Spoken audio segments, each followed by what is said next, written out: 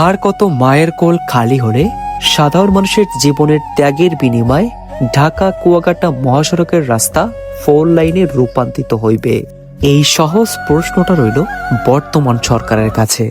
ভারাক্রান্ত মন নিয়ে বলতে হচ্ছে, যেতে নেই হায় তবু যেন পরকালের জন্য দূরে ঠেলে দিতে হয়। যে মানুষটাকে দেখে ছোট থেকে বড় হওয়া আজ ছোট্ট একটি সড়ক দুর্ঘটনায় কেড়ে নিল তার প্রাণ। কখনো কল্পনাও করি নেই 48-এর গণ্ডিতে 3.5 হাত মাটির নিচে চিরস্থায়ী বিদায় নেবেন ভাইয়া। আপনার আত্মার মাগফিরাত কামনা করি, সৃষ্টিকর্তা যেন ওপারে আপনাকে ভালো রাখেন।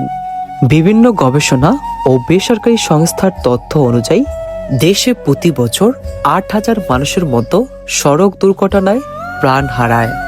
সরকারি অবহেলায় প্রতি বছর ঢাকা কুয়াকাটা মহাসড়কে 2 থেকে 3,000 মানুষ দুর্ঘটনায় প্রাণ ত্যাগ করেন।